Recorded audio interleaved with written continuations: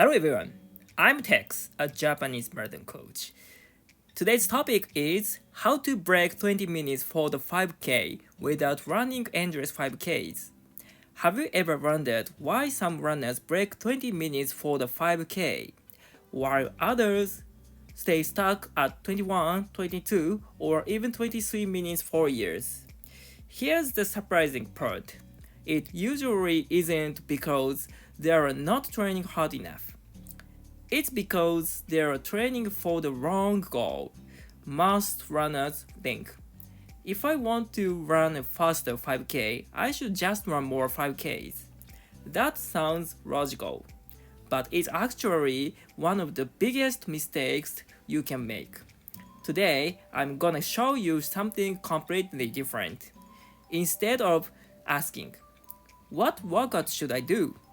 We are going to ask, what workout should I eventually be capable of doing? And then we work backward from there. This simple shift completely changes how you approach training. In fact, once you understand this concept, you'll probably never plan your workouts the same way again. So let's start with the question almost nobody asks. What does a sub 20 minutes runner actually need to be able to do? The workout that predicts a sub 20 5K. If I had to choose just one workout that tells me whether someone is ready to break 20 minutes, this would be it, 5 times 1000 meters, at approximately 4 minutes per kilometer pace, with 1 minute of recovery, or about 200 meters of easy jogging between repetitions. That's it. If you can complete this workout by yourself under control without completely falling apart, there's a very good chance you run under 20 minutes on race day. Notice what I didn't say. I didn't say you need to run 100 km weeks. I didn't say you need completed VO2 max sessions.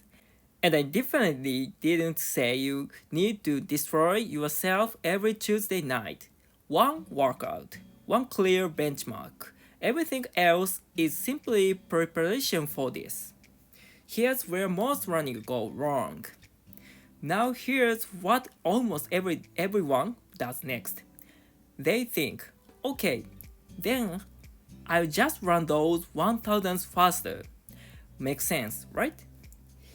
If my race pace is 4 minutes per kilometer, why not train at 350 or 345? After all, faster must be better. Expect. That's usually where things fall apart, because training isn't racing. Race day gives you adrenaline, competition, crowd energy, fresh legs. Training doesn't. Trying to hit race day performances every single workout is one of the farthest ways to accumulate fatigue without actually becoming fitter. And that's the lesson I really want you to remember today. The purpose of training isn't to prove how fit you are. The purpose of training is adaptation. Your body has to absorb the stress, recover from it, and become stronger because of it. If that doesn't happen, the workout doesn't matter, no matter how impressive it looks on Strava. So what's the better strategy? Here's what I recommend instead. Forget about chasing faster speed for now. First, prove that you can complete 5 times 1000 meters at exactly your goal pace. Then do it again and again and again. Every time you repeat the workout, your body adapts. The same pace begins to feel easier. Your breathing becomes calmer. Your stride becomes more relaxed. Eventually, 4 minutes per kilometer no longer feels like race pace. It just feels normal. And when that happens, you're much closer to breaking 20 minutes than most runners realize. Because real fitness isn't about producing one incredible workout. Real fitness is repeating good workout consistently, and that's exactly what separates runners who improve every session from runners who stay stuck in the same pace. There are only two things you need to improve. So now we know the destination. But here's the obvious question: how do you actually get there? The answer is surprisingly simple.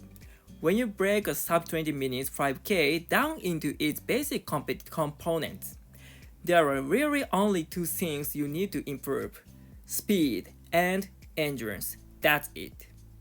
Every successful training plan is simply trying to improve those two qualities and then bring them together at exactly the right time. Let's start with speed. Speed isn't built with 1000-meter repeats. This is another mistake I see all the time. Runners struggle to complete 5 times when 1000 meters, so they keep trying to force themselves through 5 times 1000 meters. But think about it. If you can't lift a 100 kilogram barbell today, would the best strategy be trying to lift it every week? Of course not. You build your strength step by step. Running works exactly the same way. Instead of starting with the hardest workout, start with the easiest version of it. Begin with 200 meters repeats, then move to 400, then 600, then 800, and finally 1000 meters. Think of it like climbing a staircase. 20 times 200 meters, next 12 to 15 times 400 meters, next 8 to 10 times 600 meters, next 6 to 8 times 800 meters, and finally 5 times 1000 meters. Each workout prepares you for the next one. Nothing is random. Everything has a purpose. And here's something really important. The shorter the repetition, the faster you should run. When you are running 200 meters repeats, you shouldn't be running at your 5K pace. You should be running faster. Why? Because short intervals teach your body how to move efficiently at higher speed. They improve coordination, running economy, stride mechanics, neuromuscular efficiency. Over time, your goal pace begins to feel slower not because you've forced it, but because you've become a faster runner. That's exactly what speed training is supported to do. Endurance is built in the opposite direction. Now let's talk about endurance. And here's where things completely flip. Instead of running shorter and faster, you run longer and easier. A lot of runners assume that the best way to prepare for the 5K is simply to run more 5Ks, but that's really the best approach. To race fast for 5 kilometers, you need a body that's comfortable running much faster than 5 kilometers. That's why easy aerobic running is so important. 6 kilometers, 8 kilometers, 10 kilometers, sometimes even longer. These runs don't just build endurance, they build durability. Your muscles become more resistant to fatigue. Your cardiovascular system becomes more efficient. Your recovery improves. And perhaps most importantly, you create the foundation that allows all of your harder workouts to actually work. As race day gets closer, you gradually shorten those workouts while increasing the pace. Eventually, you're running slightly further than 5K at a pace that's just a little slower than race pace. Now you are teaching your body to stay relaxed while working close to race intensity. That's the bridge between endurance and racing. The secret is combining both. Here's what many runners never realize: speed by itself isn't enough. Endurance by itself isn't enough. A fast sprinter can't automatically run a fast 5K, and an ultramarathon runner can't automatically run one easier. The 5K sit right in the middle. You need enough speed to make race pace feel comfortable, and enough endurance to hold that pace all the way to the finish. That's why your training should never focus on just one quality. The magic happens when both develop together. That's what great 5K training is really about. But none of this works without a foundation. Now, before you head to the track tomorrow, there's one more thing we need to talk about. Because this is where a lot of runners get into trouble. They hear about intervals, they hear about VO2 max workouts, they hear about threshold sessions, and they immediately jump into the hardest training they can find. But here's the problem. Even the perfect workout won't make you faster if your body isn't ready to absorb it. Training only works if you can recover from it. That's why adaptation, not exhaustion, is always the goal. You don't get stronger during the workout. You get stronger after the workout, when your body repairs itself and adapts. If recovery can't keep up with training, progress stops, fatigue builds, performance plateaus, sometimes injuries follow. That's why I always recommend building your aerobic base first. Become consistent. Increase your mileage gradually. Develop the durability to handle harder sessions.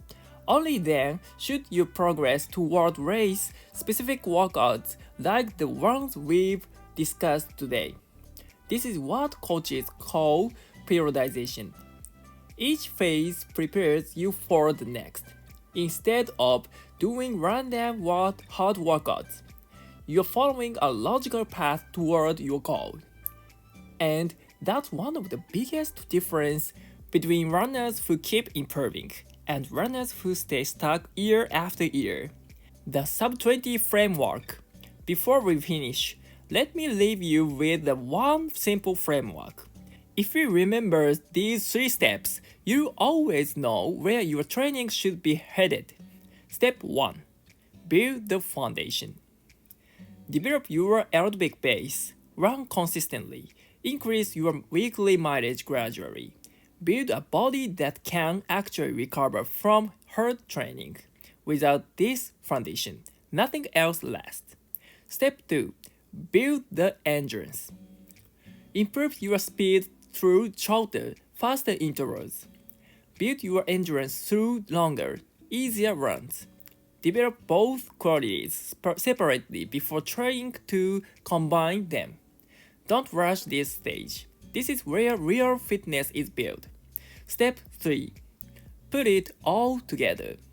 Gradually progress toward race-specific workouts. For a sub-20 minutes 5K, that means eventually being able to complete 5 times 1000 meters at goal pace, with 1 minute of recovery. When that workout starts to feel controlled, not perfect, not easy, but controlled, you know you're close. And here's the biggest takeaway from today's video. Stop asking yourself, what workout should I do tomorrow? Instead, ask yourself, what do I ultimately need to be capable of doing? Then work backward. Every workout should prepare you for the next one. Every training phase should prepare you for the next phase. And every decision you make should move you one step closer to your goal. That's how great runners train. Not by guessing, not by copying someone else's schedule, but by following a clear roadmap. So here's my challenge for you. Take 5 minutes today. Look at your current training plan. Then ask yourself one question. Is every workout moving me toward my ultimate goal? If the answer is yes, keep going. If the answer is no, now you know exactly what to change. Thanks too much for watching. If you found this video helpful, leave a comment below and let me know. What's your current 5K personal best and what's your goal? I'd love to hear where you are in your journey. Lastly, If you want to get faster without injuries or overtraining, I recommend reading The 3 Factors You Should Know to Get Faster Dramatically Without Any Injuries and Overtraining. It was written by professional runner and coach Ikegami Hideyuki, the top Japanese finisher at the Osaka Marathon, and also he's my boss. If you are serious about improving, check the link below, okay? Alright, that's it for today. Until next time, happy running. Bye bye.